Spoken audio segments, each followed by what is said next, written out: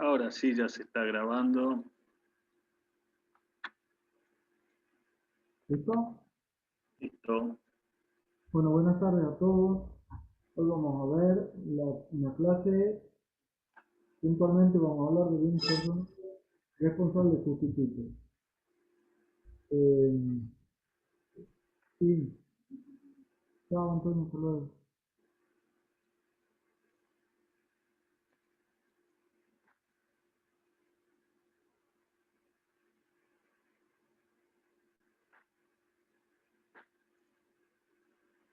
¿No se ve, Joaquín? Ahora sí. Bueno, estamos dentro del impuesto sobre los bienes personales y vamos a ver dos grupos de responsables sustitutos. Antes de entrar en el tema puntual del impuesto, recordemos, cuando Villegas se refiere a sujetos pasivos, ¿m? Recordemos, traigamos todo lo que conocemos de este tema de derecho tributario, ¿m? Y él habla de contribuyentes, responsables sustitutos y responsables solidarios. Pero acá lo importante es que nos fijemos en responsables sustitutos. Y responsable sustituto dice que es aquel que es ajeno al acaecimiento del hecho imponible, pero que por disposición legal ocupa el lugar del destinatario legal tributario, desplazándolo de la relación jurídica tributaria. El sustituto responde en lugar de. Y vamos a ver que esto es importante cuando nos metamos en un tema que ha sido controvertido y sigue siéndolo, y hay fallos y antecedentes a nivel de Corte Suprema de Justicia de México. Eh,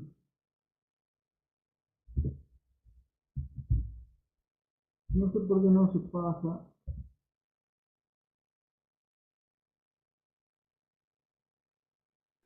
Hace clic y después con la flechita, Sí, creo. cuando está en modo presentación, para pasar hay que hacerle un clic. Acá. ¿Cuál va a ser el contenido de la clase de hoy? Hay dos grupos de responsables sustitutos dentro de bienes personales. Uno que se refiere, si lo resumimos, a acciones y participaciones, y otro que se refiere a bienes situados en el país, pertenecientes a sujetos radicados en el exterior, es decir, estamos hablando del artículo 17 de la ley, el inciso B. ¿Mm?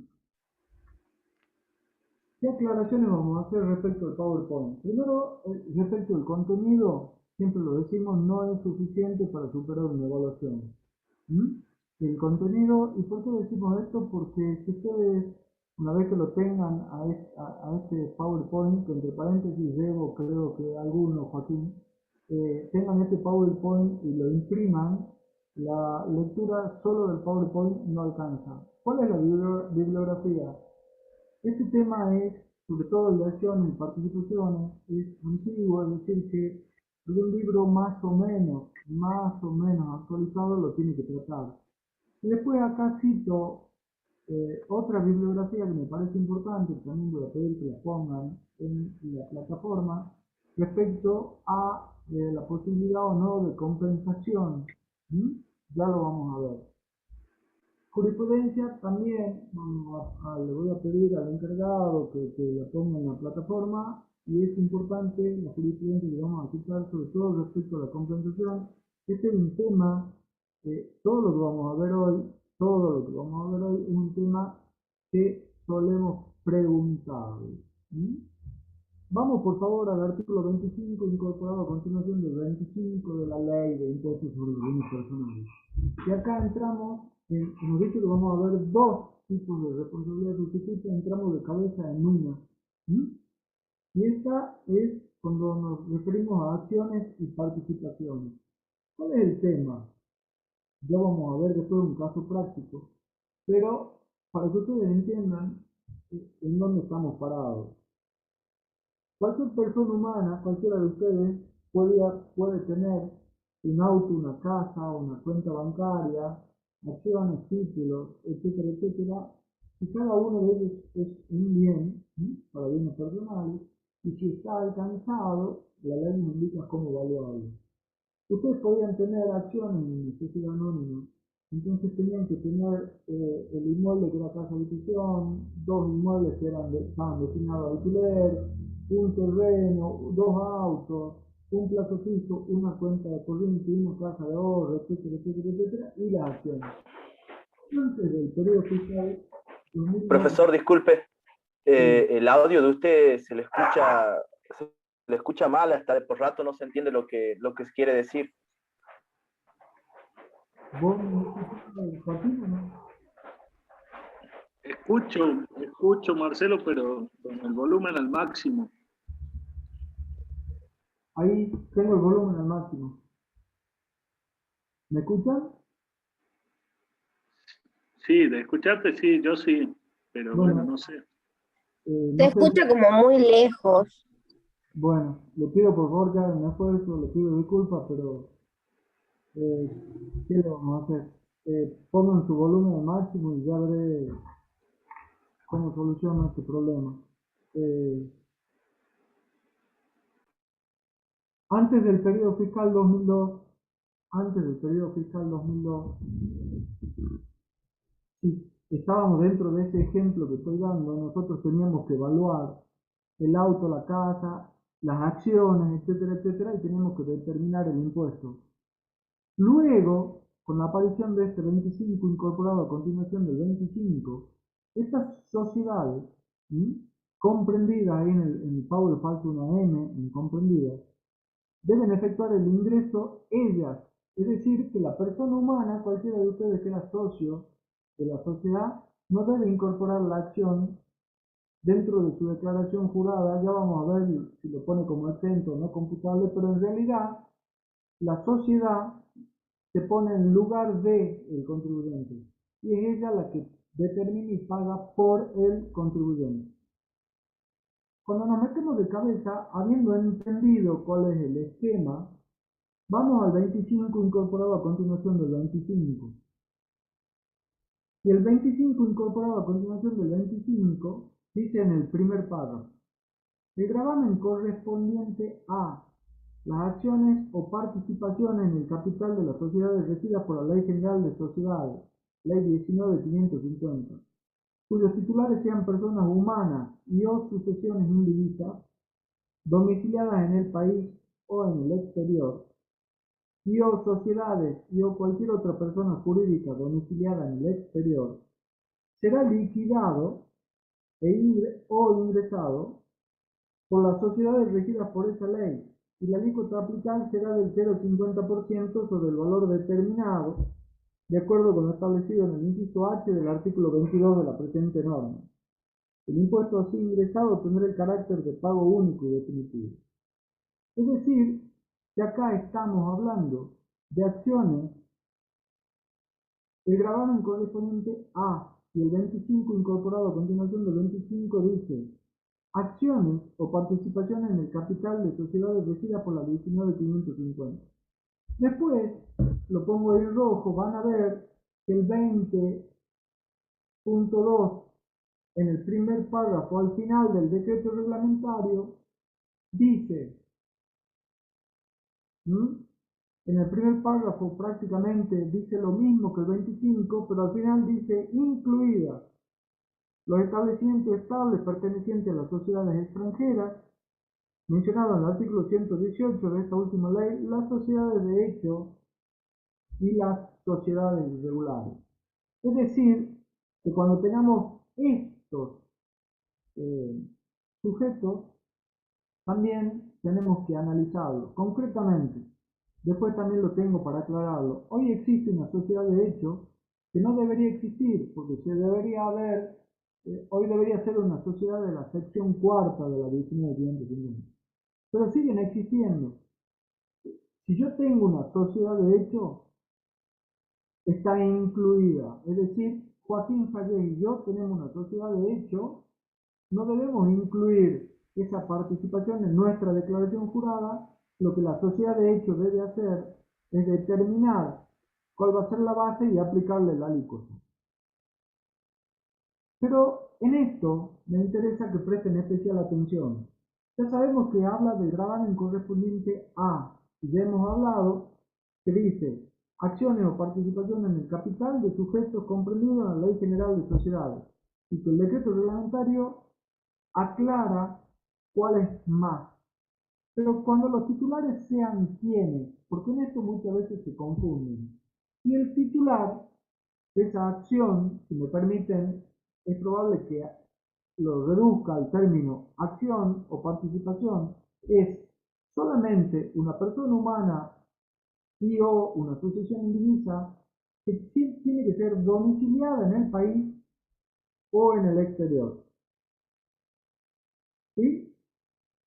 Pero sociedades y otros, porque dice y o sociedades y o cualquier otra persona jurídica, esas solo están incluidas las domiciliadas en el exterior. ¿Y por qué? Todo lo que vamos a ver hoy está lleno de presunciones.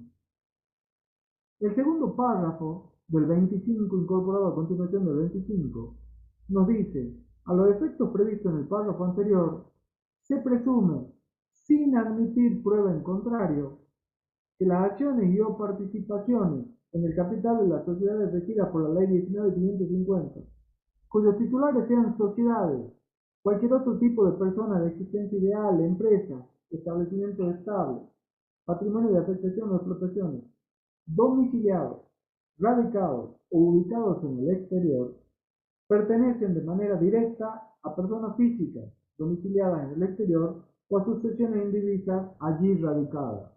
Es decir, que si yo tengo una sociedad anónima y el señor Joaquín Sayet está domiciliado en el país o podría domiciliarse en el exterior, es socio, la sociedad, por la participación del señor Joaquín Sayet, va a tener que ingresar el impuesto. Ahora, si hay una sociedad anónima domiciliada en el país, que es socia de otra sociedad anónima domiciliada en el país, esa segunda sociedad anónima no va a tener que ingresar el impuesto por la participación que corresponde a la sociedad anónima que es socia de ella. Porque acá hay un impuesto sobre estas participaciones, pero siempre y cuando los titulares sean estos.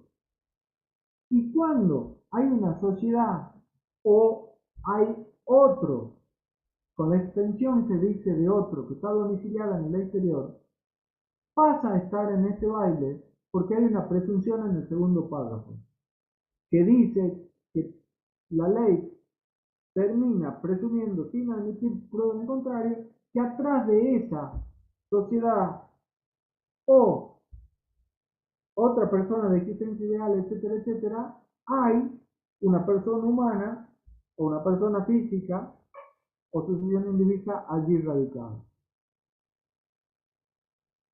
El artículo 25, primer párrafo que vimos, dice será liquidado e ingresado. Ahí no quedan dudas, de que el carácter de la SA de la que el señor Joaquín Sayet es accionista debe actuar como responsable sustituto, y ya van a ver por qué aclaro este tema. ¿Cuál es la alícuota? El 0,50%. ¿Y sobre qué? Porque hasta ahora hemos visto, venimos resumiendo, ¿quiénes están en un baile? Las sociedades comprendidas en la ley 19.550, por sus acciones o participaciones, más lo que aclaramos que dice el decreto, los establecimientos estables, SH y las otras sociedades, que hoy serían de la sección cuarta. Pero solo titulares de determinada característica, personas físicas que viven en divisa del país o del exterior, o los otros sujetos del exterior, porque hay una presunción. Llegamos a la conclusión que el impuesto sobre los bienes personales lo tiene que ingresar la sociedad y esa es la alícuota. Pero ¿sobre qué?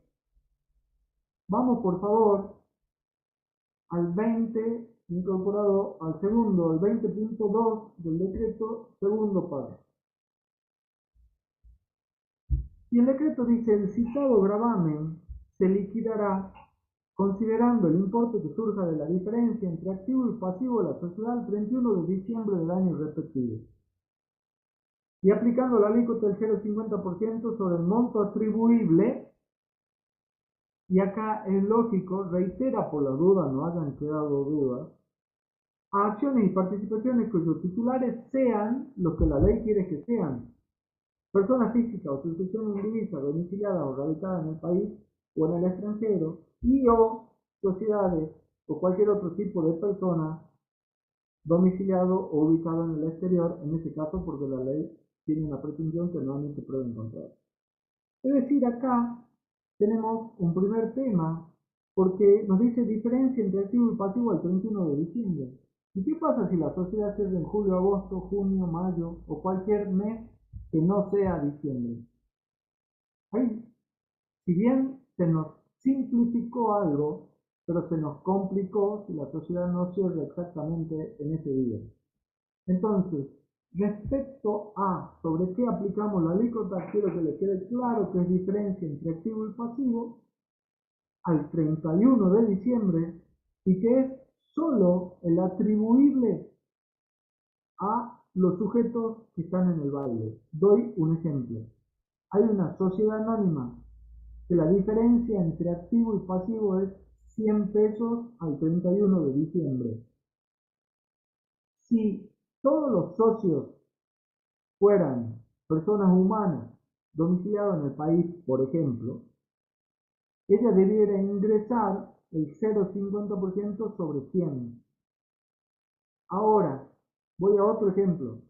Si de esa sociedad anónima es socia otra sociedad anónima domiciliada en el país al 50%, esta sociedad A, de la cual B es socia en un 50%, A, que antes tenía que hacer 100 por 0,50, ahora tiene que hacer 50 por 0,50. ¿Por qué?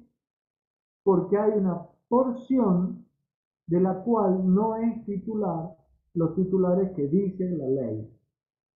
Ahora, ¿qué pasa siguiendo esta línea cuando hay aportes? El tercer párrafo del 20.2, mejor lo digo así, si no va a ser un trabalengua, dice: cuando el patrimonio neto de la sociedad al cierre del ejercicio, considerado para la liquidación del impuesto, contenga aportes de capital, incluidos los irrevocables, para la futura integración de acciones, los mismos deberán detraerse de la base imponible definida precedentemente en el monto que corresponda a titulares de acciones o participaciones que no resulten comprendidos en la liquidación del gravamen. ¿Qué quiere decir esto? Exactamente lo que les acabo de decir. Si hubieran aportes, supongamos, yo activo menos pasivo, voy al ejemplo de hace un rato, 100 pesos. Pero de esos 100 pesos, ustedes saben que cuando hay un aporte va al patrimonio neto, a la cuenta específica. Si de esos 100 pesos hay un aporte, incluidos los irrevocables, de una sociedad anónima, ese aporte de la sociedad anónima no va a formar parte del patrimonio neto. ¿Por qué? Porque la sociedad anónima no está dentro de los titulares que quiere la ley. ¿Vamos hasta ahí? ¿Qué pasa? Dije que el segundo párrafo nos daba una solución, diferencia entre activo y pasivo, al 31 de diciembre. ¿Qué pasa si hay una fecha de cierre distinta? Porque yo voy a tener, ya vamos a ver, que después la jurisprudencia dijo que es la diferencia entre activo y pasivo contable. Y ahí se planteó un problema cuando, desde el punto de vista impositivo, no existía el ajuste por inflación, pero desde el punto de vista contable sí. Entonces, en un primer momento el fisco sostuvo que se debía aplicar el impuesto sobre los balances que habían aprobado las asambleas o reuniones de socios. Entonces muchos profesionales ponían en una nota aparte cuál era el activo y el pasivo histórico, porque en algunos casos el patrimonio neto sobre un balance ajustado por la RT6 era muchísimo mayor que un activo menos un pasivo histórico. Vamos a ver qué dijo la jurisprudencia. Pero supongamos que yo tengo un cierre 31 de julio.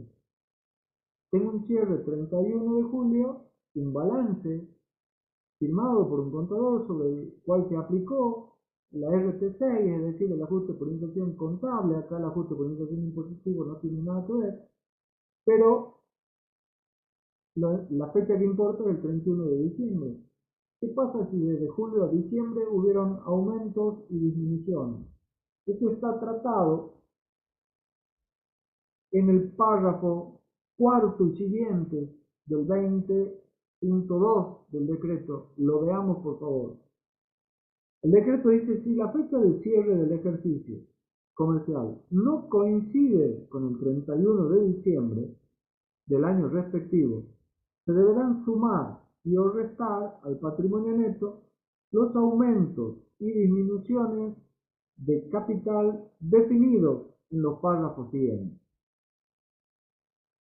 Entonces, lo primero que nos dice es: si la fecha de cierre no coincide con el 31 de diciembre y hubieran aumentos y o disminuciones, ¿qué tenemos que hacer? Respecto de los aumentos de capital a que se refiere el tercer párrafo del inciso H del artículo 22 de la ley, son aquellos originados en la integración de acciones o aportes de capital, lo cual es lógico porque yo puedo haber cerrado un balance al 31 de julio, soy socio de una SA en un 50% con el señor Joaquín Callés, pero el señor Joaquín Callés viene en noviembre y decide realizar un aporte, irrevocable o no. Entonces ese es un aumento. Debe sumarse, porque nos dice el decreto: aumentos son aquellos originados en la integración de acciones o aportes, incluidos los irrevocables para la futura integración de acciones o aumentos de capital verificados entre la fecha de cierre y el 31 de diciembre. El monto de dichos aumentos incrementará el patrimonio neto sobre el cual se determina el gravamen. En el monto atribuible a las acciones y participaciones cuyos titulares sean personas físicas o sucesiones indivisas, domiciliadas o radicadas en el país o en el extranjero, y o sociedades o cualquier otro tipo de persona de existencia ideal, ente o patrimonio de afectación, domiciliado, radicado o ubicado en el exterior, esto último por la presunción que no admite prueba en contrario, está en la ley. Las disminuciones, sigue el decreto reglamentario, ¿cuáles van a ser? Y tenemos dos incisos en este párrafo. Dividendos o utilidades distribuidas. Entiéndase que prácticamente es lo mismo dependiendo de qué sociedad estamos hablando. Dividendos en efectivo o en especie, excluidas las acciones liberadas, correspondiente al ejercicio comercial cerrado por la sociedad que efectuó la distribución durante el periodo que se liquida el impuesto y puesto a disposición en el transcurso de este último, cualquiera fuera el ejercicio comercial de dicha sociedad en el que se hubieran generado las utilidades distribuidas. Y esto es lógico porque vamos a un ejemplo, ya di un ejemplo de aporte. El señor Joaquín Callé y yo somos socios de una SA que cierra en julio. La diferencia entre activo y pasivo ajustado es 100, pero se decidió distribuir utilidades por 30 pesos y se pusieron a disposición entre el 31 de julio y el 31 de diciembre. Entonces, yo voy a tener que calcular este impuesto diciendo diferencia entre activo y pasivo 100, pero hay una disminución de 30. Por lo tanto, la sociedad va a tener que ingresar sobre 70 pesos el 0,5%. En el inciso B se refiere a utilidades distribuidas y en el caso de otro tipo de sociedades, pero el concepto es el mismo. Ya vamos a ver unos ejemplos. El monto de dichas disminuciones, termina este artículo, reducirá el patrimonio neto sobre el que se determine el gravamen en la parte atribuible a las acciones y participaciones cuyos titulares sean personas físicas o sucesiones indivisas domiciliadas o radicadas en el país o en el extranjero, y o sociedades o cualquier otro tipo de personas de existencia ideal, etcétera, etcétera, ubicadas en el exterior, por la presunción, insisto, que no admite prueba en contrario que está contenida en la ley. Es decir, que la sociedad va a tener que ingresar este impuesto porque, y estoy volviendo al principio de la clase, a partir del periodo fiscal 2002, el legislador la ubicó como responsable sustituto. Eso significa que va a estar en lugar de. ¿En lugar de quién? Si lo resumo, de tu accionista, pero ese accionista tiene que ser lo que la ley quiere que sean. Por lo tanto, si para lo principal hay socios que no están nunca incluidos, por ejemplo, una sociedad anónima de la 19.550, socia de una sociedad anónima de la ley 19.550, no está ninguna de las dos domiciliadas en el extranjero, eso se saca y no se analiza. No se analiza ni los aumentos ni las disminuciones. Entonces, lo primero que voy a tener que hacer acá, si me viene a ver alguien que tiene una sociedad anónima, es analizar cuál es la composición de los socios. Si son todas personas humanas domiciliadas en el país, se me simplifica el trabajo, porque voy a tener activo menos pasivo según balance, y si coincide su cierre con el 31 de diciembre, perfecto. Y si no, tendré que ver aumentos y disminuciones teniendo la certeza que son todos los accionistas lo que la ley quiere que sean. ¿Qué pasa si no confecciona balance en forma comercial? Y acá vamos al 22 del decreto reglamentario, que seguramente una parte ya han visto, pero yo suelo dividirlo en dos y pintarlo con distintos colores. ¿Por qué? Porque el 22, y esto no quiero que se confundan, se refiere a dos casos distintos. Lo veamos, por favor. Dice, el capital, activo menos pasivo, que debe considerarse a los efectos de determinar la titularidad.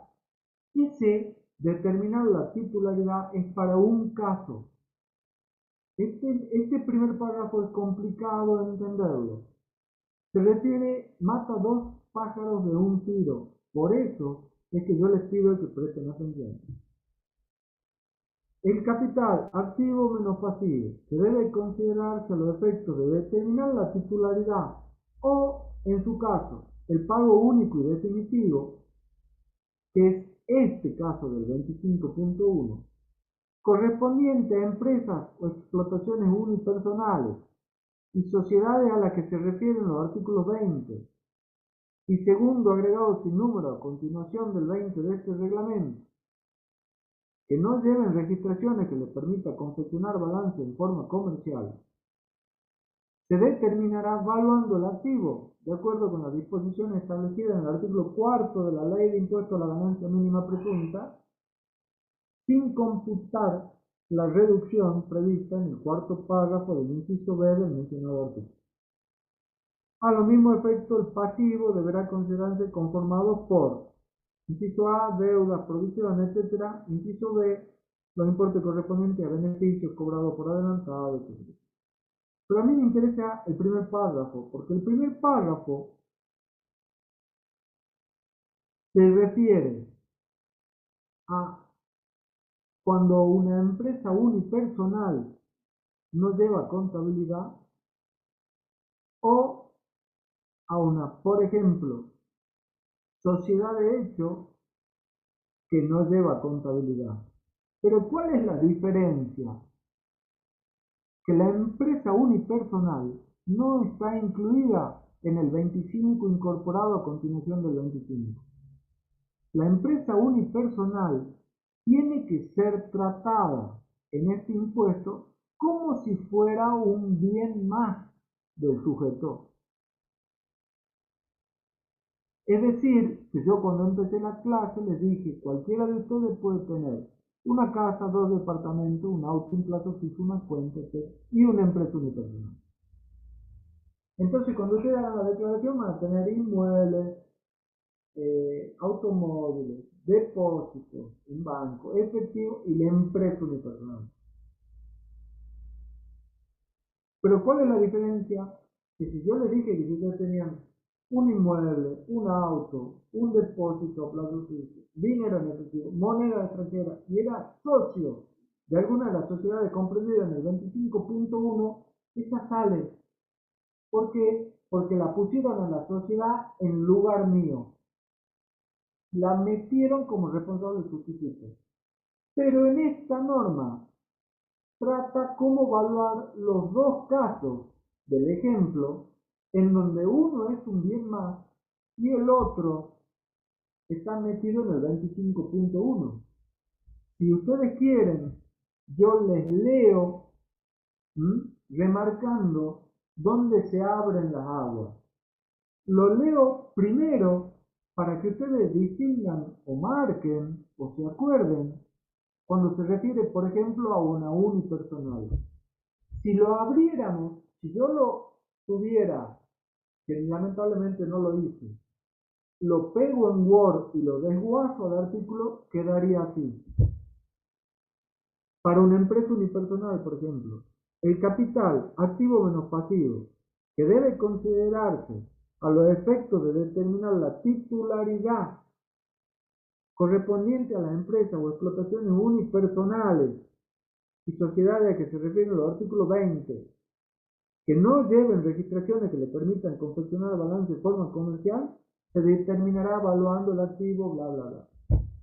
Y la parte, si yo lo desguazo al artículo que se refiere al 25.1, sería el capital activo menos pasivo, que debe considerarse a los efectos de determinar el pago único y definitivo de las sociedades comprendidas en el artículo 20.2 o segundo agregado a continuación del 20 de este reglamento, que no lleve registración en forma comercial, se determinará evaluando.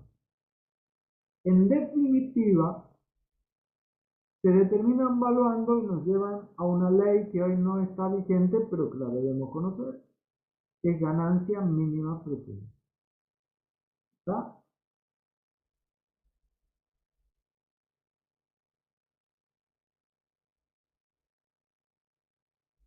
¿Cuál es el carácter de este pago? Porque hemos dicho, vuelvo al ejemplo, la sociedad anónima la pusieron como responsable sustituto. El primer párrafo del 25 incorporado a continuación del 25 dice: el impuesto así ingresado tendrá el carácter de pago único y definitivo. Y el 20.2, primer párrafo, dice carácter de pago único y definitivo. ¿Qué significa eso? Que cuando la sociedad pague, es decir, cumpla con su responsabilidad sustituta, el accionista queda liberado. ¿Se entiende? Viene la sociedad, hace el cálculo, ustedes le hacen el cálculo y le dicen al directorio: señores, ustedes tienen una obligación que venció hace poco por bienes personales responsables sustituto.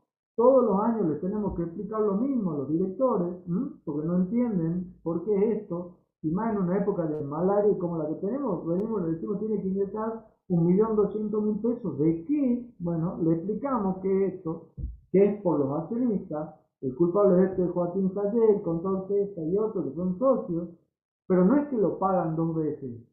Y acá viene el carácter de único definitivo. ¿Por qué? Porque ni Cayé, ni César, ni lo otro lo incorporaron en su declaración. Entonces, la sociedad paga por, la ponen en lugar de. Y como la sociedad está en lugar de y paga por los accionistas, hay un derecho de reintegro.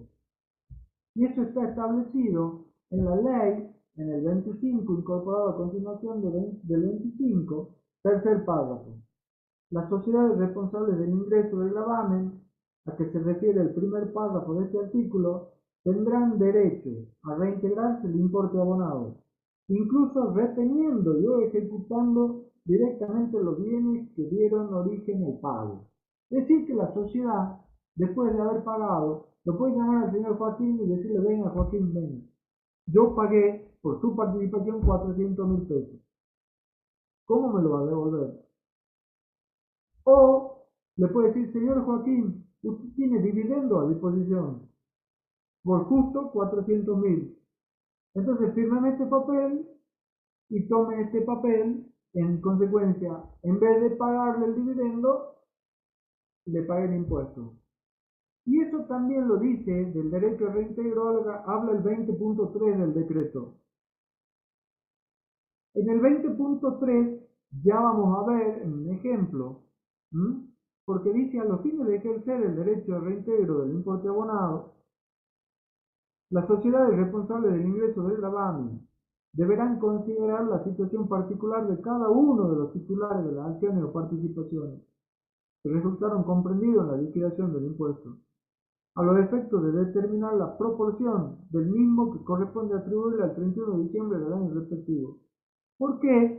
Porque no puedo decir: si yo aboné 100 pesos y con el señor Joaquín Callé somos socios 50 y 50, que de esos 100, 50 de Joaquín y 50 es mío. Eso puede ser verdad, pero puede no ser verdad si para ese cálculo hay mayores aportes hechos por el señor Joaquín Callé que por mí.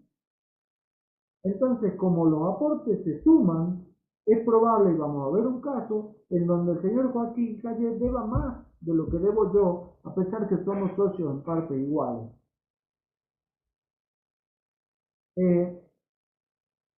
Este derecho al reintegro, ojalá tengamos tiempo de poder profundizar el planteo que hizo el fisco. Ya vamos a ver cuando decimos si se puede compensar. ¿Qué pasa con los fideicomisos? Y con los fideicomisos vamos al 25.1 de la ley, 1, 2, 3, cuarto párrafo. Los fideicomisos, por favor presten atención con esto. Dice: tratándose de fideicomisos, doy por recontra sabido, hecho y concientizado que entienden que es un fideicomiso. Tratándose de fideicomisos no mencionados en el inciso I del 22, si vamos al 22 de la ley, vamos a ver que el inciso I habla de los fideicomisos financieros.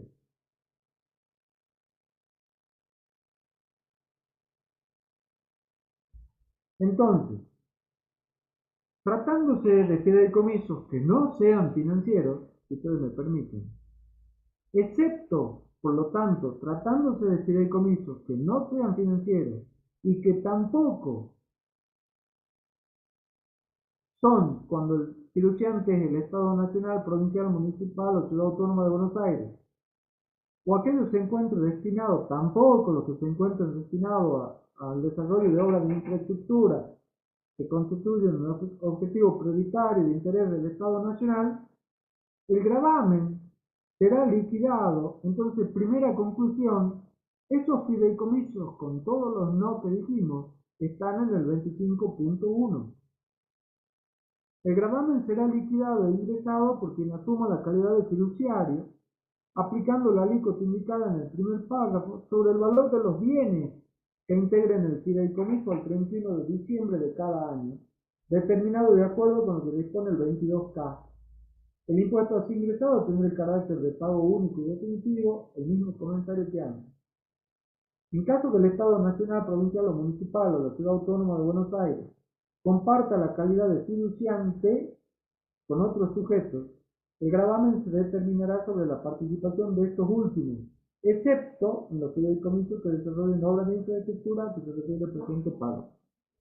A ver, después, y después voy a lo que quiero comentar, hay otra presunción sin admitir prueba en contrario. Dice: en los casos mencionados en el párrafo anterior, se presume sin admitir prueba en contrario que los bienes que integran el fideicomiso pertenecen de manera directa o indirecta a sujetos pasivos del gravamen, lógicamente. Entonces, primera conclusión, estos fideicomisos, los que no son financieros, en los que el fiduciante no es el Estado Nacional, propiedad municipal, o tampoco que no se encuentre destinado al desarrollo de obras de infraestructura, etcétera, etcétera, están en este baile. ¿Cuál es la alícuota? La misma, pero por favor presten atención. Dice, aplicando la alícuota indicada en el párrafo anterior sobre el valor de los bienes. Acá no es activo menos pasivo. Acá es sobre el valor de los bienes. Vamos al 22K, por favor. El 22K me dice cómo evaluar los bienes integrantes de los fideicomisos. Y también dice que no sean financieros, se evaluarán de acuerdo con la ley y su reglamentación. Los bienes entregados a estos fideicomisos no integrarán la base de los fiduciantes, personas físicas o sucesiones indivisas. Deben considerar a los efectos de la determinación del impuesto. ¿Qué quiere decir esto? Doy un ejemplo básico. La mamá del señor Joaquín tiene un inmueble sobre el que el señor Joaquín y el que habla vienen y le proponen construir un edificio. Entonces, utilizamos la figura del fideicomiso. Ella, la mamá del señor Joaquín, va a ser fiduciante, porque va a aportar el terreno a cambio de que en 2 años y medio, cuando nosotros terminemos, le demos 3, 4 unidades funcionales, los locales de abajo, lo que ustedes quieran. ¿Qué debiera hacer la mamá del señor Joaquín? Incluir ese terreno en su declaración jurada de bienes personales. Pero ¿cómo? Ya lo aportó en su carácter de fiduciante en un fideicomiso, y el fideicomiso ese es sustituto y va a tener que liquidar el impuesto, la ley, lógicamente, para evitar una doble imposición, dice, como el fideicomiso es responsable sustituto, la señora madre de Joaquín Calles no lo va a incorporar en su declaración jurada. Eso se entiende perfectamente. Ahora, fíjense la injusticia que tiene el párrafo siguiente del 22K. Lo dispuesto en el párrafo anterior, es decir, que la madre de Joaquín Calles no incluye ese terreno en su declaración jurada, solo será aplicable si se hubiera ingresado a su vencimiento el impuesto a que se refiere el cuarto párrafo del artículo sin número incorporado a continuación del 25. Es decir, que si en ese fideicomiso el señor Joaquín Calles es el fiduciario, que si ustedes me permiten, el fiduciario no es así, pero si ustedes me permiten, vendría a ser casi como un director en una sociedad anónima o un socio gerente en otro tipo de sociedades. Si Joaquín Calles, que es el fiduciario de ese fideicomiso, se lo comió al impuesto, no lo ingresó porque no tenía disponibilidad, o con esta malaria que hay no lo ingresó en 2 o 3 años, fíjense el peligro de la redacción de la ley. Porque si él lo hubiese ingresado, la redacción dice, la madre de Joaquín no lo tiene que incorporar en su declaración. Pero ahí nomás, tras cartón, dice, eso es válido si Joaquín Calles lo ingresó.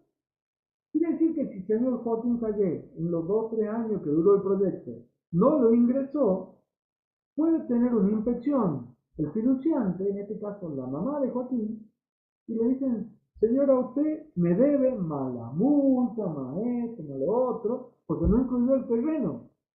Y ella va a decir, pero mi hijo me dijo que no. Sí, sí, su hijo tenía razón, pero no lo ingresó. Entonces es un arma de doble filo. El fiduciante que aporta algo a un fideicomiso está atado a la responsabilidad que tenía el fiduciario respecto del tema.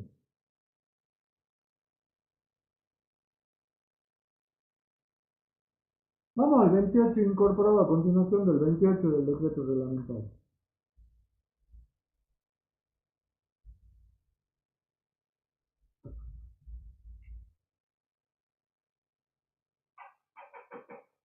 Las personas físicas y sucesiones indivisas, domiciliadas en el país, que sean titulares o participen en el capital de cualquier tipo de persona ideal, ente o patrimonio de afectación, domiciliado, radicado o ubicado en el exterior, que a su vez participe en la sociedad o empresa que se refieren los artículos incorporados a continuación del 25 y del 20 de esta reglamentación, podrán computar como pago a cuenta del impuesto que determine la proporción de lo pagado o del pagado por los bienes comprendidos en el régimen de liquidación de ingresos, en concepto de pago único y definitivo establecido en los artículos mencionados, siempre y cuando acrediten fehacientemente el pago.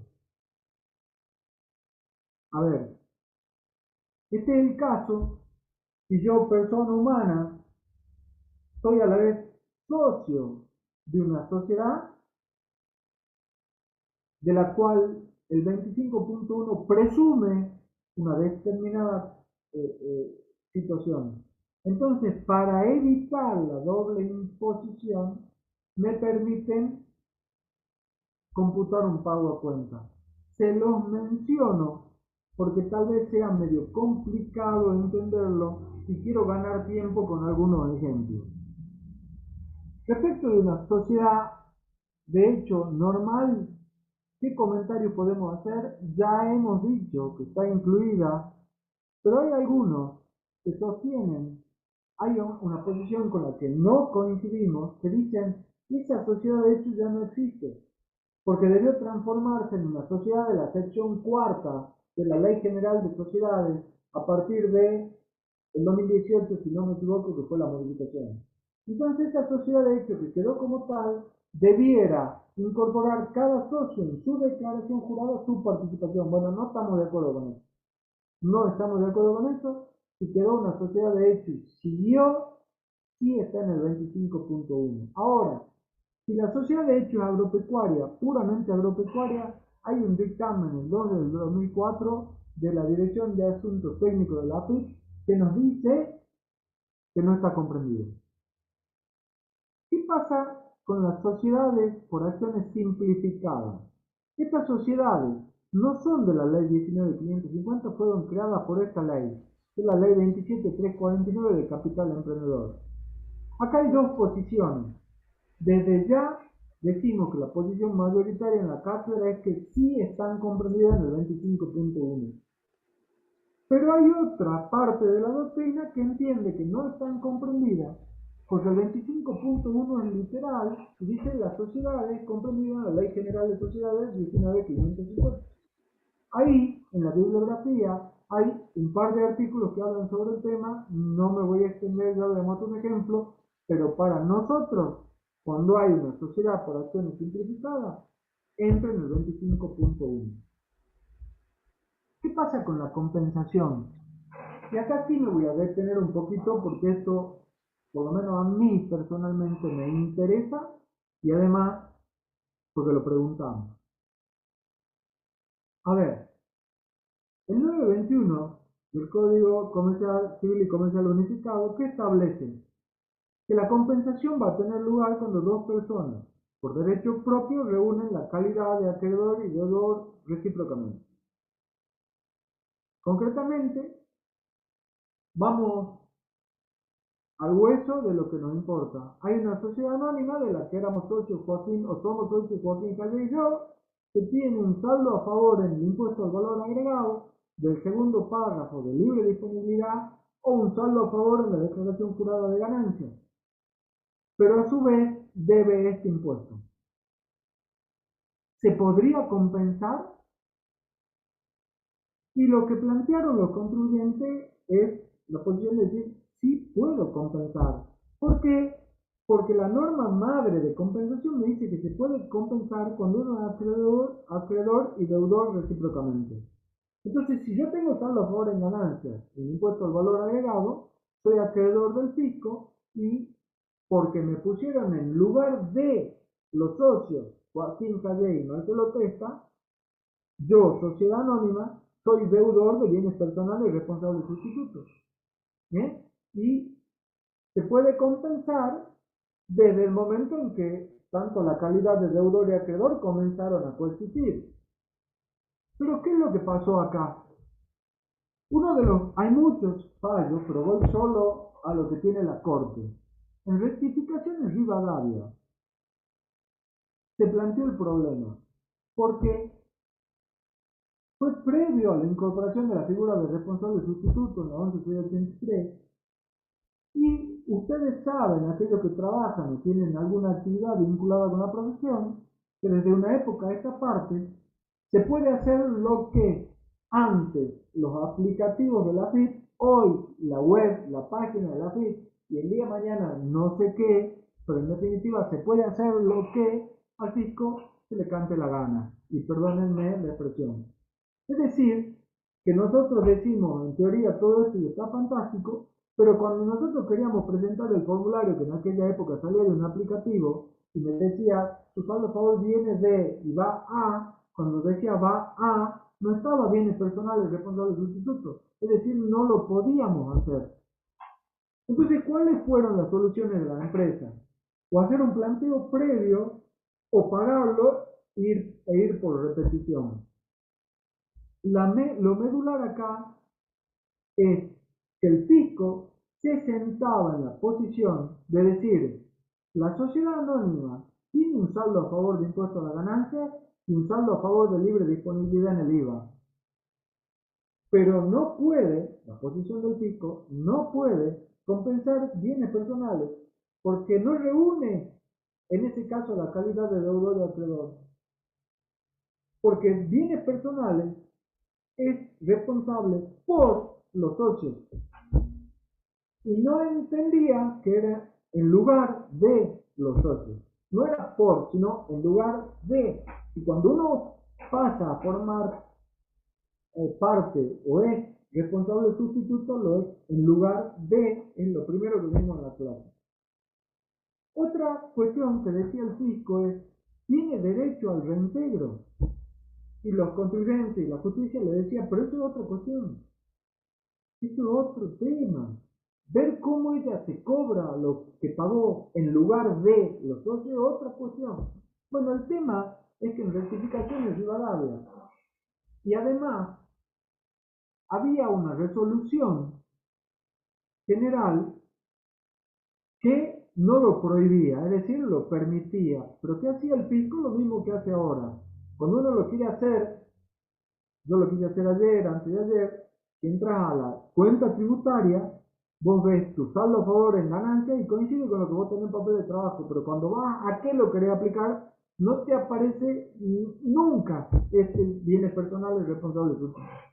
No existe, no hay posibilidad. Bueno, en rectificaciones llevadas la Corte dijo que sí se puede compensar, porque son responsables sustitutos, porque rectificaciones Rivadavia está en lugar de y reúne las calidades de deudor y acreedor. ¿Y qué hizo el fisco? A veces vemos circunstancias o situaciones y le decimos, esta norma vino a responder un fallo y cuando es razonable decimos, está perfecto. Después de eso, como la Corte dijo, la resolución que usted tiene de compensaciones no lo prohíbe, entonces usted no puede, además de todos los argumentos de fondo, no dejarme hacerlo, salió la resolución 3175, en donde directamente, sustituyendo esa 1658, que no lo prohibía, dice, cuando sustituye el artículo primero, esta resolución fue la respuesta al fallo. Los responsables por el cumplimiento de deuda ajena y los responsables sustitutos a que se refiere el artículo 6 del 1183 no podrán solicitar la compensación a la que alude el presente. Por supuesto que toda la doctrina y la jurisprudencia dice que nunca puede una norma de este rango prohibir a alguien de un derecho que tiene. Bueno, en 3 de los artículos que están mencionados en la bibliografía se trata este tema.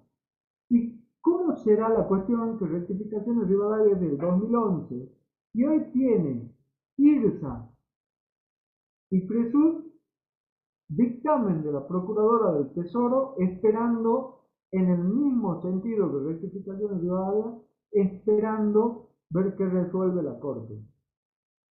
Fíjense cómo el tema del gasto de dinero, esfuerzo, tiempo, etcétera, etcétera. ¿Cuál es el patrimonio neto? Ya hice algún comentario sobre esto. ¿Es el ajustado por inflación? Bueno, en estos fallos se dijo que sí. Que en el primer fallo del año 2006 se dijo que son activos y pasivos ajustados según el RT6, y en el segundo fallo del 2007 se confirmó la multa. ¿Por qué? Porque esa sociedad anónima había calculado el impuesto sobre el balance histórico y no ajustado por inflación. Voy a mostrar un caso de aplicación práctica. Fíjense esto, este caso lo dieron los chicos ya y lo estamos dando mañana y pasado en el Consejo Profesional. Concretamente, Perdón, Marcelo, sí, perdón. Mañana lo vamos a empezar a desarrollar a este caso. bueno, por eso mañana lo empezamos a desarrollar. Este sujeto es una persona humana que tiene, ¿cómo se llama? Roberto Sancho, tiene renta de primera, renta de segunda, renta de cuarta, bla, bla, bla. Acá un dato es que tiene una participación en una sociedad anónima. Y tenemos todos estos datos. Y después también nos dice que tiene una participación en una sociedad por acciones simplificadas. Fíjense la solución. Esto es bienes personales, ¿sí? Y acá tenemos la descripción de todos los bienes. En la columna de bienes exentos o no computables o responsables sustitutos ponemos las acciones de autobús sociedad anónima. Es lo primero que les dije. ¿Qué consecuencia práctica tiene esta norma? Que este señor Roberto Sancho, en este caso, tiene que poner en otra columna, no en donde liquide el impuesto. ¿Por qué? Porque sobre esos 900.000 pesos tiene que liquidar e ingresar autobús, sociedad anónima, con carácter de pago único y definitivo. Y acá está el otro tema de la sociedad por acciones simplificada, el mismo tratamiento para nosotros. ¿Está bien? Vamos a este caso. ¿Se ve, Joaquín? Ahora no. ¿No se ve? Ahora no estás compartiendo.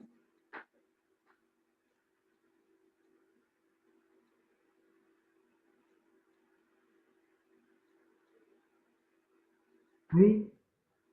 Ahí se está empezando a ver si. Bueno, este sería un caso práctico, ¿sí? En donde, ¿se acuerdan que yo decía que podía ser que a pesar de que Joaquín y yo, acá está, socio A y B al 50% cada uno, el impuesto sea distinto? ¿Por qué? Veamos. Activos reexpresados, queda claro, ya hablamos del mismo lenguaje, reexpresados al 31 de diciembre del 20, 80.000, todo el supuesto. El pasivo reexpresado, 29.000. Pero A hizo un aporte irrevocable de 3 millones y B de 1,5 millones. Entonces, primero, es una sociedad anónima, supongamos, está en el 25.1. ¿Cuál va a ser el impuesto que la sociedad va a tener que determinar por ser responsable sustituto? Activo menos pasivo reexpresado, 51 millones por el 0,5%, 255.000. De eso no hay duda. Cierra el 31 de diciembre, no hay aumento y disminuciones, ¿está bien? Ahora, de esos 255.000, ¿cuánto es de A y cuánto es de B? Porque si ustedes ven, los aportes irrevocables no son iguales. Entonces, ¿cuál es el patrimonio neto según balance? 51 millones. Menos los aportes irrevocables de ambos, 46 millones 500. La mitad, porque los socios participan en partes iguales, es 23 millones 250. Pero para A, que tenía un aporte de 3 millones, le tengo que sumar los 3. Y para B le tengo que sumar el 1,5 millones. Por lo tanto,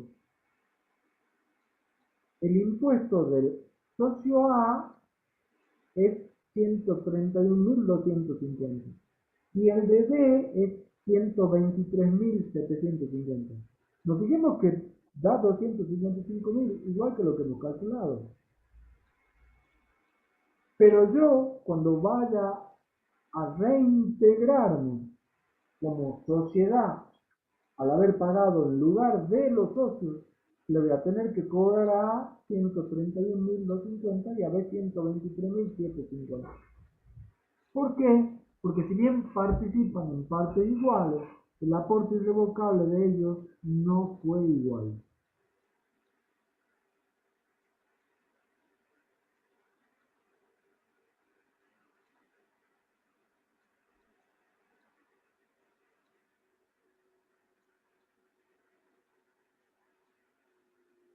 A ver,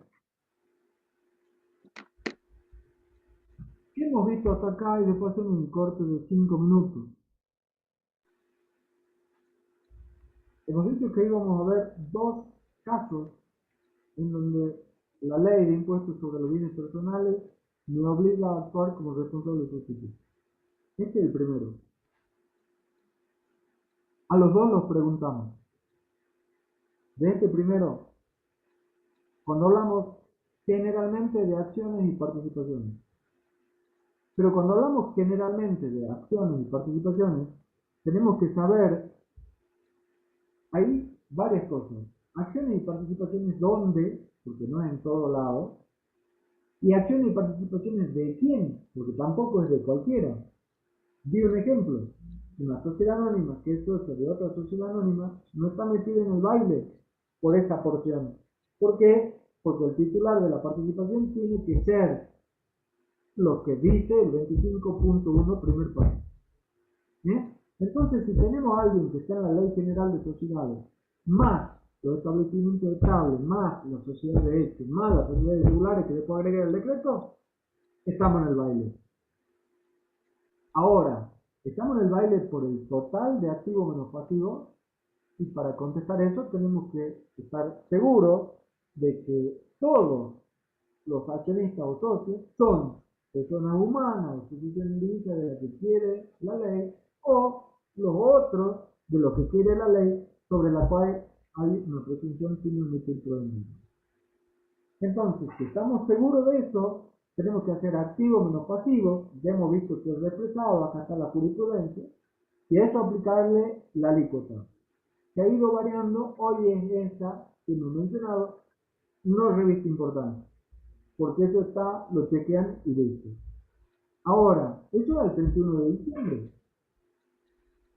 Si no cerramos como el 31, igual que el 31 de diciembre, tenemos que ir a la norma del decreto reglamentario y ver qué hacemos con los aumentos y disminuciones, cuáles son y cómo se tratan, porque esto es el 31 de diciembre.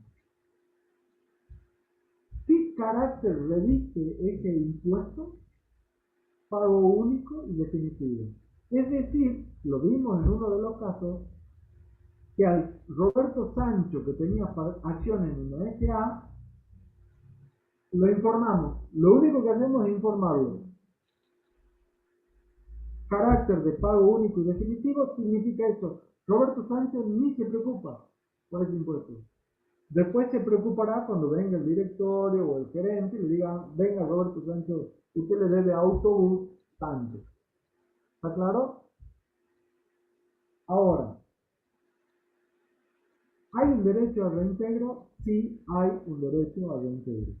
¿Qué pasa si el sujeto que estamos analizando, diría hoy, queda resumido en una sociedad de hecho, no lleva contabilidad? Si no lleva contabilidad que le permita confeccionar balance en forma comercial, Es decir, desde donde nosotros podamos sacar el activo y pasivo reexpresado y tomar el patrimonio neto, y si son todos socios personas humanas, por ejemplo, domiciliadas en el país aplicable la alícuota, que sería lo facilísimo, en el caso de este SH que no lleva contabilidad, vamos a esa norma del decreto en donde también les dice que prevé otra situación, concretamente la del impuesto unipersonal, me dice que vaya a mínima presunta, por lo tanto tengo que conocer mínima presunta. Y después, básicamente, habiendo recibido eso, está el tema del fideicomiso, que puede ser un poco más complicado, acuérdense del ejemplo que les di, sobre todo que va sobre los bienes, no sobre activo y pasivo. La SH hemos hecho el comentario, la agropecuaria, acuérdense, sociedades por acciones simplificadas, lo dije y lo vimos en el ejemplo, y también preguntamos este tema de la compensación.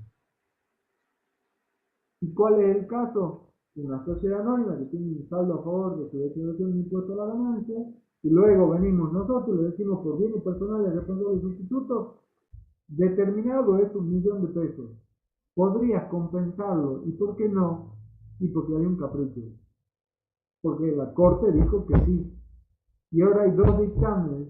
Hay muchos fallos de esto, solo menciono lo de la Corte, y el Cicresur, donde la procuradora Laura Monti dijo lo mismo que dijo en rectificaciones de Rivadavia. Pero el fisco, con rectificaciones de Rivadavia, en vez de decir, señores, me lo dijo la Corte, lo que hizo es cambiar la resolución y por resolución decir, no se puede. ¿Está claro? Nos tomamos unos minutitos y vamos al 26. Joaquín. Bueno, Marcelo. Son 7 y 10. Bueno, a la y cuarto volvemos. Perfecto. ¿No? Vamos a pausar la grabación. Gracias. Bueno, recordemos, cuando vimos sujeto en esta ley, el artículo 17 me decía que eran sujetos y teníamos el inciso A y el inciso B. El inciso B nos dice que son sujetos la persona física domiciliada en el exterior y las sucesiones indivisas radicadas en el mismo, es decir, en el exterior, por los bienes situados en el país. Ahora, la pregunta que nos tenemos que hacer para entender por qué está esta sustitución es cómo hacemos para cobrarles a esos sujetos o hacer que esos sujetos que están en el exterior determinen el impuesto. Entonces es necesario poner a alguien en lugar de. ¿Bien? El artículo 26 de la ley es el que básicamente establece esta cuestión. Y el 26, primer párrafo, dice: los contribuyentes del impuesto a la ganancia mínima presunta. Por lo tanto, vamos a tener que ir, cuando digo vamos a tener que ir, iba a decir, les digo a ustedes que vayan, pero vamos por un segundo, porque tengo la duda de si les digo a ustedes que vayan, si van a ir o no. Entonces vamos a buscar la ley de ganancia mínima presunta.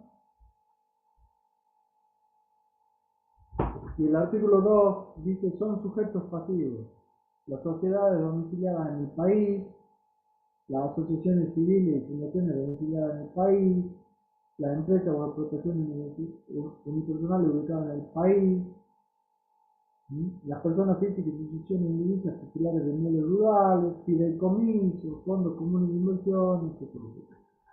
Es decir, ¿a quiénes ubica como responsables sustitutos?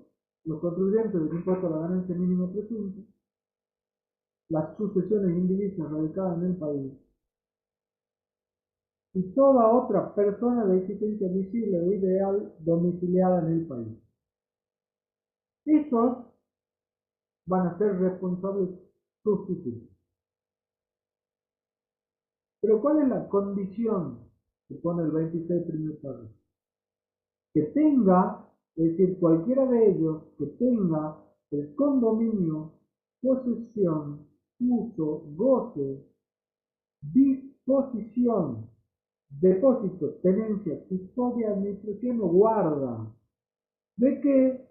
De bienes sujetos al impuesto. Ahí recalqué de bienes sujetos al impuesto, porque si son bienes que no están sujetos al impuesto, obviamente no deberían actuar. Pero a su vez, esos contribuyentes y ganancia mínima presunta, una sucesión indivisa o toda otra persona domiciliada en el país, que tenga el condominio, uso, goce, etcétera, de bienes sujetos en el país, pero ¿de quién? Y es claro, ¿de cuál? ¿De quién es? De los sujetos mencionados en el 17b. Por eso empecé por el 17b. Es decir, que vamos al 17 de la ley, me dice que son sujetos las personas físicas domiciliadas en el exterior y la sucesión indivisa radicada en el mismo. Quiere decir que yo tengo un bien del que tengo el uso o goce de un tío mío que está domiciliado en el exterior y yo soy o contribuyente de ganancia mínima presunta o estoy en este baile. Vamos a ver qué tenemos que hacer, pero estoy en este baile. ¿Por qué? Porque de ese bien que tengo el uso de goce, bien sujeto al impuesto, sí, recontra estoy en este baile. Entonces, ¿qué dice el 26? Si los contribuyentes de mínima presunta, sucesión indivisa radicada en el país y toda otra persona domiciliada en el país tiene el condominio, uso, goce, etcétera, etcétera, de bienes sujetos al impuesto que pertenecen a los sujetos mencionados en el 17 inciso B, hasta acá llegamos, deberá ingresar con carácter de pago único y definitivo, calculado sobre el valor de dicho bien, determinado con la red, de acuerdo con las normas, que ya conocemos, al 31 de diciembre de cada año. Es decir, deberá ingresar, me pone como responsable sustituto, ¿y cuál es el carácter? El mismo del impuesto ingresado, el mismo que en el artículo o el caso anterior que vimos. Carácter único y definitivo. Es decir, que como lógicamente, por una cuestión de jurisdicción, la ley argentina no lo puede ir a buscar a mi tío que vive en el exterior, me pone a mí en el medio del sándwich y me dices, amigo, vos que tenés el uso y goce de ese bien, vos sos el que tenés que actuar como responsable sustituto. Entonces yo tendré que hacer como responsable sustituto una declaración jurada e ingresar el 0,50% de ese bien valuado como corresponde. ¿Qué pasa con los inmuebles? El segundo párrafo dice, cuando se trate de inmuebles ubicados en el país, inexplotados o destinados a locación, recreo o veraneo, cuya titularidad directa corresponda a sociedades. Fíjense que ya nos fuimos, porque el 17b habla de sociedades, no, dice personas físicas o sucesiones individuales. Personas físicas y sucesiones individuales domiciliadas o radicadas en el exterior. Pero acá, el 26 segundo párrafo dice, si se trata de inmuebles ubicados en el país, inexplotados o destinados a locación, recreo o veraneo, cuya titularidad directa corresponda a sociedades, empresas, establecimientos estables, patrimonio de afectación o explotación, domiciliado o en su caso radicado o ubicado en el exterior, y ahí si no leo lo que sigue, digo, pero ¿por qué? Si la sociedad no está en el 17. Pero la ley dice que se presumirá sin admitir prueba en contra que los mismos pertenecen a personas físicas o sucesiones individuales domiciliadas o en su caso radicadas en el país. no radicadas en el exterior ni domiciliadas en el exterior del país. No obstante, en realidad no dice no obstante, dice sin perjuicio, de lo cual deberá aplicarse en estos casos el régimen de ingreso de impuestos previsto en el párrafo anterior. Entonces, en el primer párrafo, ¿por qué? Porque son bienes del 17, de los sujetos que están en el 17 inciso D. ¿Está claro? Acá, si se trata de inmuebles con esas características, y la titularidad directa me dice que es de sociedad, etcétera, etcétera, la norma presume, sin admitir prueba en contra, que son personas humanas o sucesiones indígenas del país. Pero acá nos podríamos decir, pero si es persona humana, sucesiones indígenas del país, es 17A, tiene que hacer su declaración, etcétera, etcétera. Bueno, ahí la ley dice, sin perjuicio de ello, se aplica lo previsto en el párrafo anterior. ¿Qué pasa en los terceros, o en el tercer, cuarto y quinto párrafo del 26? El 26, tercer párrafo, dice, lo dispuesto en el primer párrafo no será de aplicación para los bienes que se detallan a continuación. Es decir, que para estos bienes, si yo o los sujetos mencionados en el primer párrafo tienen el uso, goce, disposición, etcétera, no deben actuar como responsables de este tipo. Los bienes son A, títulos, bonos y demás títulos, valores, emitidos por nación, provincia o municipalidad. B, obligaciones negociables previstas en la 23.576. C, acciones y participaciones en el capital de cualquier tipo de sociedad, incluida la empresa y explotaciones internacionales. D, las cuotas parte de fondos comunes de inversión. E, las cuotas sociales de cooperativas. Cada una de estas tiene su explicación. Por ejemplo, que los títulos, bonos y demás títulos emitidos por la nación, lógicamente, si yo hago que si pertenecen a un sujeto del 17B, alguien haga de responsable sustituto, se cae inmediatamente el atractivo para colocar deuda. ¿Estamos de acuerdo? Este es un ejemplo. Cuando vayan al libro, que sé que hoy después de la clase van a ir seguro, van a encontrar la respuesta a cada uno de estos. Acciones y participaciones en el capital de cualquier tipo de sociedad, ¿por qué no? Porque ya está el 25 incorporado a continuación del 25. Las cuotas sociales de la cooperativa, ¿por qué? Porque no se las quiere castigar a las cooperativas, ustedes saben, las cooperativas desde el punto de vista impositivo tienen un tratamiento puntual. Ahora, fíjense lo que dice el cuarto párrafo.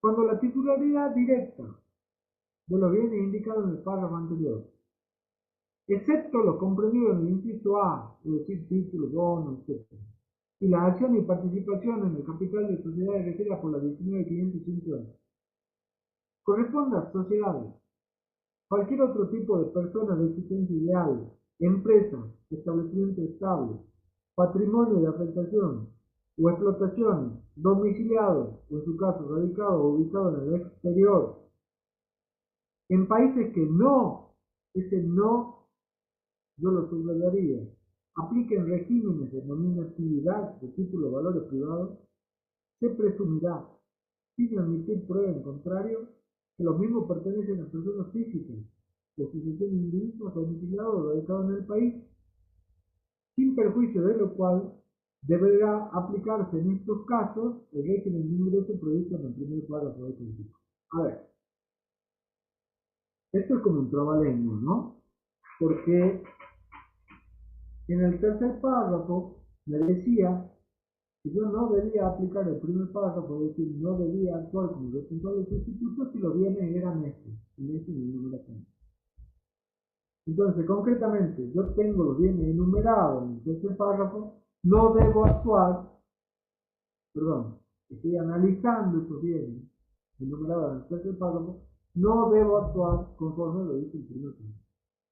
Pero, si esos bienes son de, como dice titularidad directa, sociedades ubicadas en países en donde no me exige la nominatividad de las acciones, sí lo debo obligar. Porque de hace mucho esta parte hay una política internacional de castigar aquellos lugares que ustedes me permiten igual, similar a paraísos fiscales, donde no se identifican, no hay una nominatividad de los títulos valores. Entonces, el tercer párrafo nos saca, pero inmediatamente el cuarto, bajo determinadas condiciones, nos vuelve a meter. Pero el cuarto que nos vuelve a meter dice, excepto los títulos y las acciones y participaciones que están en el 25 incorporados a continuación del 25. Ahora, el párrafo siguiente de la ley dice, la presunción establecida en el párrafo anterior, díganme si esto no es un trabalengua, no será de aplicación cuando los titulares directos a que se refiere el mismo sean compañías de seguro, fondos abiertos de inversión, fondos de pensión o entidades bancarias o financieras cuyas casas matrices estén constituidas o radicadas en países en los que sus bancos centrales o organismos equivalentes hayan adoptado los estándares internacionales de supervisión bancaria establecidos en el Comité de Bancos de Basilea. Es decir,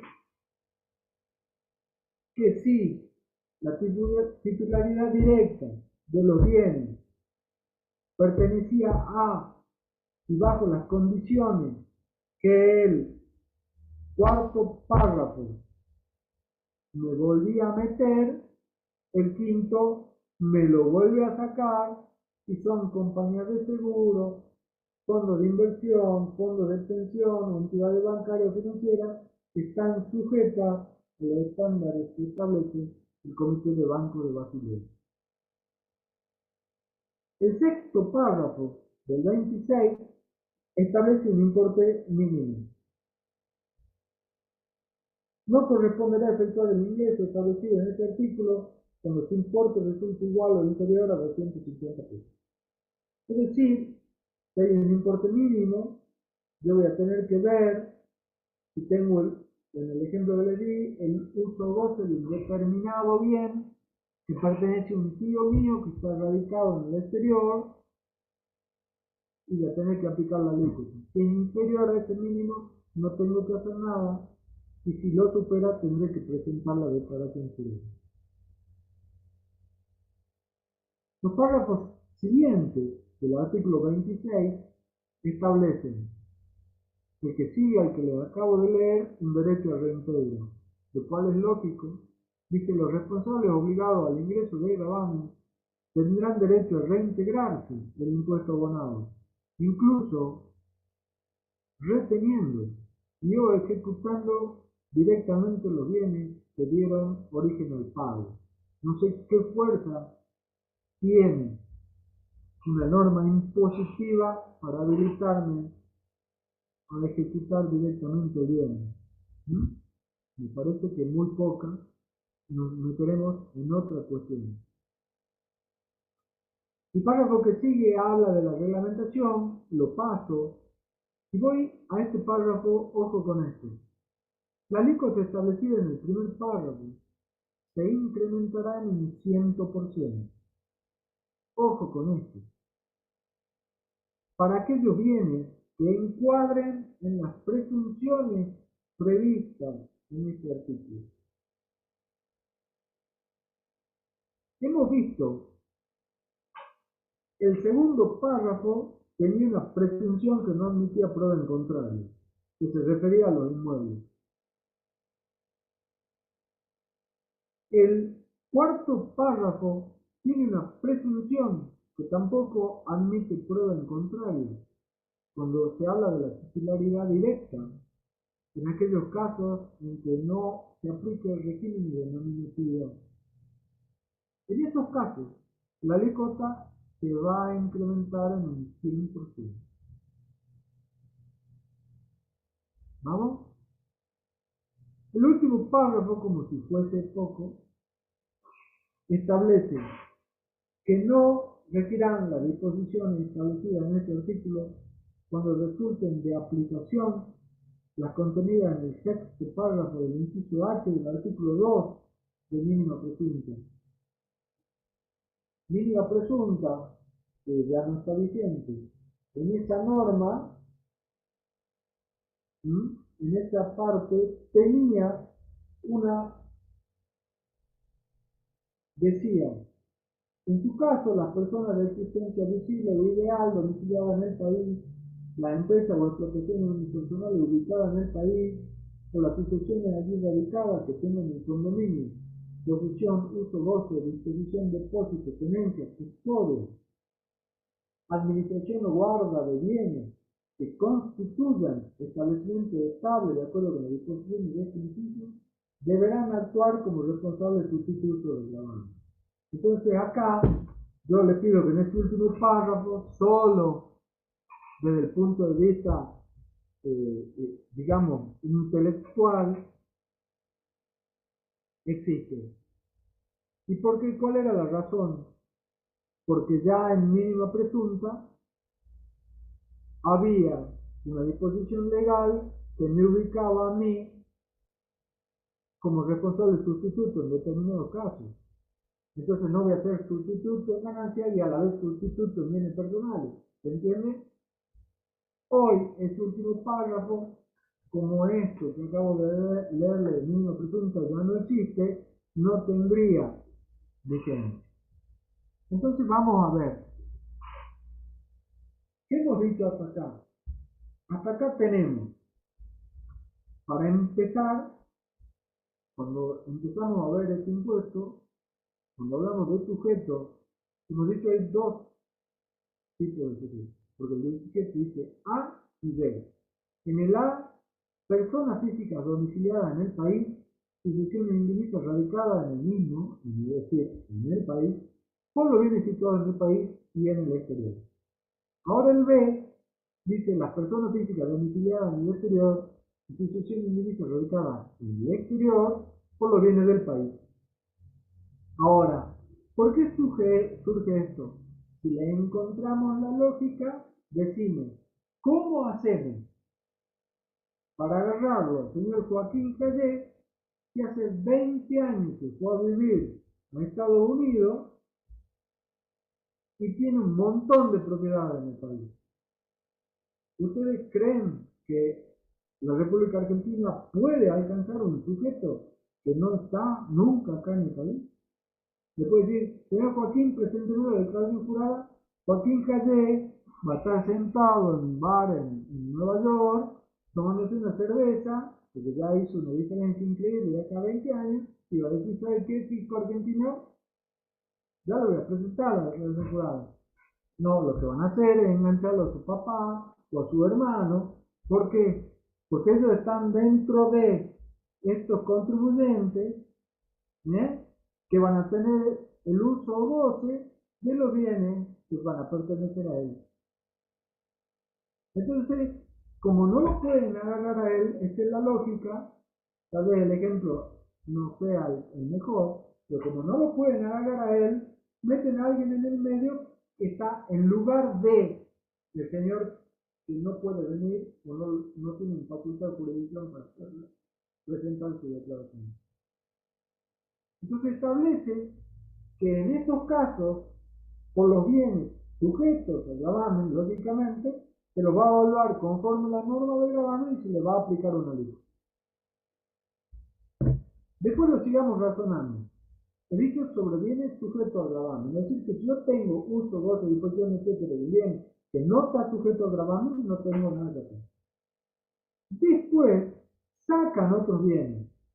Si ustedes se acuerdan y dicen, a ver, si vivo en un país que necesita fondearse endeudándose, esto no es nuevo.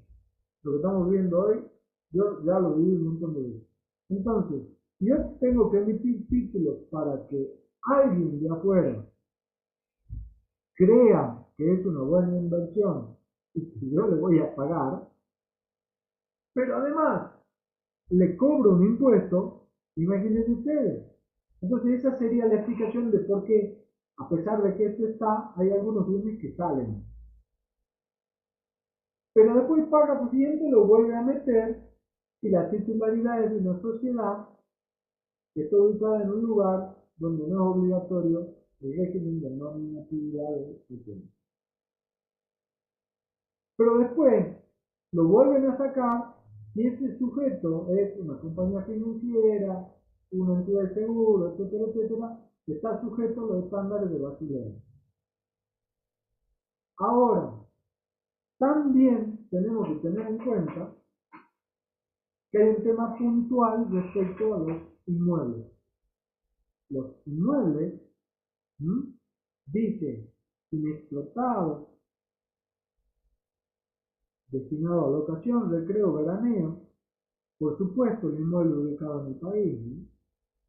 Pero dice, cuando la titularidad directa corresponde a sociedades, empresas, etc., la ley presume, sin admitir prueba en contra, que pertenece a una persona física o jurídica del país. Pero ahí nos planteamos, pero si es del país, y el contador me dijo que todo esto está hecho para cuando sea alguien del exterior, ¿qué tiene que ver acá? Bueno, hay una presunción que no admite prueba en contra, que en ese caso es una persona humana o sucesión jurídica del país, no obstante, tiene que haber un responsable sustituto. También la norma, resumiendo, dice que en los casos de presunciones se incrementan en 100% la alícuota. ¿Estamos de acuerdo? Y también prevé, porque hay alguien que actuó como responsable sustituto, es decir, estuvo en lugar de el otro y pagó el impuesto. También prevé el derecho a reintegro.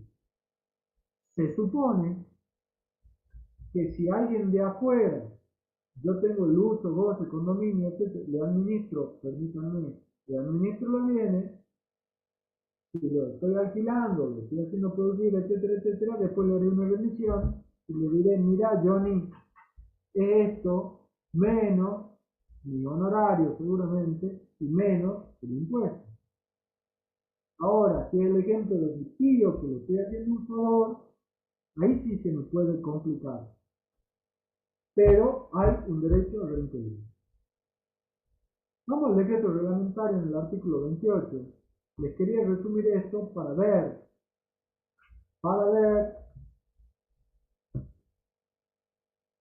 si el 28 del decreto lo entendemos o es un poco más fácil. El 28 del decreto dice: el régimen del ingreso del impuesto establecido en el primer párrafo del artículo 26 de ley es el único aplicable a los sujetos pasivos comprendidos en el inciso B de su artículo 17. Es decir, se los digo al revés, cuando hay un sujeto que encaja en el 17B, el único régimen de ingreso es este, del 26. Salvo, excepto, dice la norma, para las situaciones previstas en el último párrafo del artículo primero, que son personas humanas de nacionalidad extranjera, domiciliadas en el país por razones laborales, vamos. El artículo 1 del decreto, último párrafo, dice persona física de nacionalidad extranjera, domiciliada en el país por razones de índole laboral debidamente acreditada, que requieran una residencia en el mismo que no supere los 5 años, se van a considerar comprendidas en el inciso B del 17 de la ley y tributarán exclusivamente por su bien situado en el país.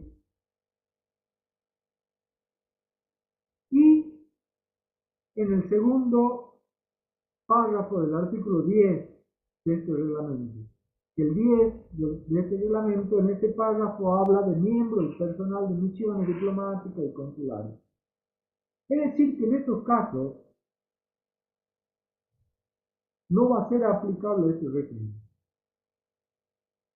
Fuera de esos dos únicos casos, el único régimen aplicable es el del 26 de la ley.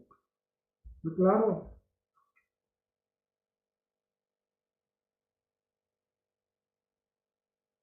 Recuerden, seguramente lo habrán visto, ahora lo traigo a colación.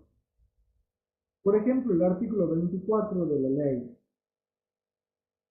El artículo 24 de la ley, para que vean una diferencia, dice: no estarán alcanzados por el impuesto los bienes grabados, excepto los comprendidos en el artículo sin número incorporado a continuación del 25, que ya sabemos a qué se refiere, perteneciente a los sujetos indicados en el inciso A del 17. Quiere decir que cuando nosotros estemos en el baile del 26 y tengamos que hacer una declaración jurada como responsable sustituto, esto que acabo de leer no les es aplicable, entre otras cuestiones. Vamos al 28 incorporado a continuación del 28.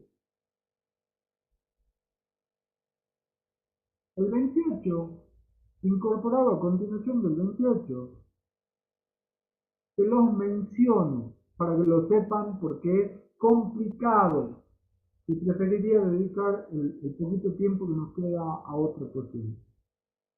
El 28 incorporado a continuación del 28 establece un pago a cuenta que creo que ya lo vimos. Pero acá, en realidad, ya lo voy a corregir, me quería referir al 29 del decreto reglamentario.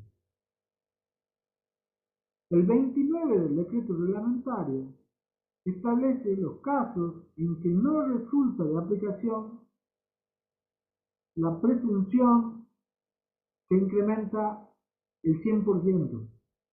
¿Se acuerdan? Vamos al 26 de la ley.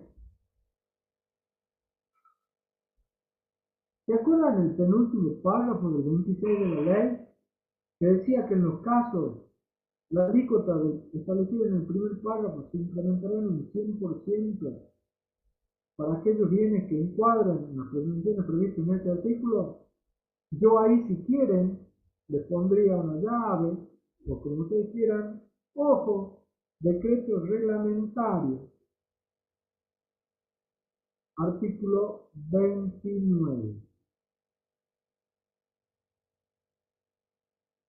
Por ejemplo, el primer párrafo del 29 dice: la presunción establecida en el cuarto párrafo del artículo 26 no es aplicable a los títulos privados, representativos de deuda con oferta pública autorizada por la Comisión Nacional de Valores, etcétera, etcétera, y que se negocien en bolsas o mercados de valores del país o del exterior, ni a títulos valores emitidos por la nación, provincia. No sigo, porque me parece que lo fundamental de esta clase es entender este segundo caso de responsabilidad sustituta. Pero ese primer párrafo del 29 que le acabo de leer sigue la misma lógica de lo que dice ya. Es decir, si hay un título emitido por la nación y le sería aplicable el incremento del 100% de la alícuota, ¿qué atractivo va a tener ese título? Redondeo la clase de hoy. No sé en un parcial, pero en un final. Se presenta el alumno, elige su tema, viene la primera pregunta. Decimos: háblame de responsable sustituto en bienes personales. Y la verdad, yo nunca he visto una vaca que la pitió el tren, pero hay un dicho, ¿no? Nos miran como una vaca que la pitió el tren, porque nos miran y dicen: ¿de qué me está hablando? Estamos hablando de esto. En la clase de hoy hemos visto dos casos. Por un lado, acciones y participaciones, y por el otro lado, bienes situados en el país pertenecientes a sujetos radicados en el exterior. Entonces, si ahí ustedes nos dicen: bueno, hay dos casos, este y este, ¿de cuál quiere que le hable? ¿No? Nosotros ya decimos: bueno, sabe de qué está hablando. Entonces decimos: bueno, del que usted quiera. Si nos habla de acciones y participaciones, tiene que saber quiénes están en el baile por el lado de la sociedad, quiénes están en el baile por el lado del socio o del que tiene la participación, sobre qué se calcula, se determina el impuesto, activo y pasivo, ajustado, cuál es la alícuota, no es importante, no es relevante, qué carácter tiene ese impuesto, carácter de pago único y definitivo, qué pasa si no lleva contabilidad, cómo se evalúa, qué pasa si se puede compensar, no nos interesan los nombres de los fallos, no se puede compensar, porque la FIP no lo deja, pero la Corte ha dicho que sí, porque son responsables sustitutos, están en lugar de y son titulares de un débito y un crédito, como dice el Código Civil Comercial Unificado. Ahí yo ya creo que me muero me empieza a dar un preinfarto. A ver, y dígame, las sociedades de hecho están, las sociedades por acciones simplificadas están. ¿Qué ha dicho la jurisprudencia? ¿Es el activo y el pasivo respetado o son los históricos? Lo demás ya es para otra nota, pero con eso, para aprobar, por lo menos para demostrar lo que saben de qué hablamos. Y hay otra responsabilidad sustituta, esto suele pasar, no es broma. Creen que la única es esa. No, no hay otra. ¿Estás seguro? Piense. No. Y no, ya hay otra. Acuérdense de este caso, de los ejemplos que di. Acuérdense que está lo sujeto el 17A y el 17B. Si en el 17B no metemos, el fisco no pone un responsable sustituto, ¿cómo lo cobra el impuesto? Si es de un sujeto que no está en el país por bienes del país, ¿cómo lo cobra el impuesto? ¿Ustedes creen que lo van a decir un americano, un belga, un boliviano o un senegalés vaya a DHL y deposite y lo va a hacer? Tienen que poner a alguien que esté acá y tenga responsabilidades por no hacerlo. Que lo puedan agarrar del pelo y decir, vení Joaquín Calle, vení. ¿Por qué no has hecho esto? Porque no sabía, bueno, lo siento. Lo debes, más multa, maestro. Pero si no, bueno, eso yendo a lo más bajo es lo que le digo para que ustedes se acuerden de que hay otro. Entonces, si se acuerdan que hay otro, se van a acordar de quiénes son, por qué vienen, que tiene que haber un nexo entre el señor Joaquín Calle y el bien. Ahora Joaquín Calle está acá, ¿no? El que se fue el hermano, que es abogado y seguramente va a ser más diferente que nosotros. Entonces Joaquín Calle tiene una vinculación con los bienes que son del hermano. Tiene que tener una vinculación, uso, goce, disposición, etc. Entonces él va a tener que hacer una declaración jurada y va a tener que ingresar el impuesto. Si es un inmueble, ojo con las sociedades. Hay una presunción, está lleno de presunciones. Es más, búsquenlo todas las presunciones, porque ustedes a veces no hablan de presunciones y la pregunta es, ¿y cómo es esa presunción? No admite prueba en contra. Jueguense porque todas las que hemos visto, ninguna admite prueba en contra. Entonces, si es un inmueble, hay una presunción y la titularidad directa de una sociedad. Pero con la curiosidad de que presume de que es una persona humana de sucesión del país, pero hace que uno actúe conforme a la 26. Y después hay circunstancias que me sacan del 26 y hay circunstancias que me vuelven a meter en el 26 objetivas por determinados bienes. Porque hay un párrafo que dice, estos bienes, títulos, bonos, obligaciones negociables, acciones y participaciones que ya están en el 25, cuotas parte del Fondo Común de Inversión, cuotas sociales cooperativas, no están. Pero sí, acuérdense, es de una sociedad que tiene la titularidad directa, está en un país donde no hay régimen de nominatividad, vuelvo a estar. Pero si estoy en el comité de Basilea, me vuelve a sacar.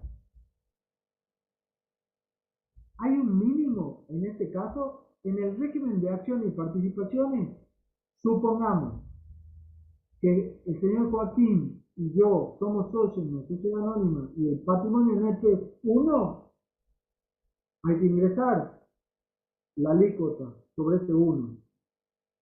No hay un mínimo como acá en el 26. Acá en el 26 hay un mínimo. No importa si está actualizado o desactualizado, no importa. Hay un mínimo, eso es lo importante. Hay un mínimo. Hay una penalidad para las presunciones, sí, se incrementa la alícuota en un 100%. Pero acabamos de ver una norma en el decreto que me dice que no va a ser aplicable. Hay derecho a reintegro, también hay derecho a reintegro como en el 25.1, porque hay alguien que determina el ingreso de un impuesto que no le corresponde, justamente porque es un responsable sustituto y está en lugar de.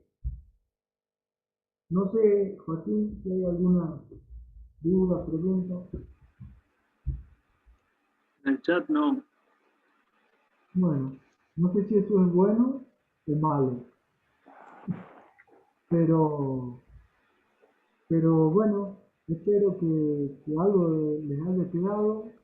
Y si no, por favor, vuélvanlo a ver, porque de verdad es un tema que en los exámenes, sobre todo en los exámenes finales, lo evaluamos. Y desde mi punto de vista, no es un tema como para no poder contestarlo. Es un tema centrado, tiene su lógica, que está en 2 artículos de la ley y 3 o 4 artículos del decreto. No hay más. Sí hay doctrina y jurisprudencia, sobre todo jurisprudencia en lo relativo al tema de participación. Pues es un tema para lucirse y darle una buena impresión al profesor y no para irse con un 2 en el pecho.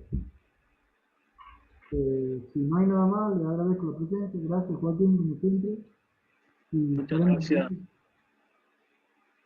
Gracias, Marcelo. Lo único que sí, mañana recuerden que no hay clase práctica por la mañana.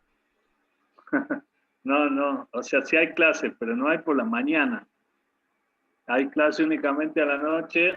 Vamos a hacer el caso combinado, que es el práctico 18. Va a estar a cargo mío con los contadores Bertorello y Carrizo. En conjunto lo vamos a dar. Es el mismo caso que se está dando mañana también en el Consejo Profesional de Ciencias Económicas de Salta. Tuve el gusto de verlo porque se dio también en Tucumán y estuvo el contador Testa, estuvo la contadora Ewes y la contadora Campastro, que estuvieron dando ese curso. Así que es una muy buena oportunidad de repasar toda la materia, tanto en el impuesto a las ganancias como en bienes personales. Hoy el contador Testa estuvo mostrando algunas pantallas de la solución, así que mañana las veremos.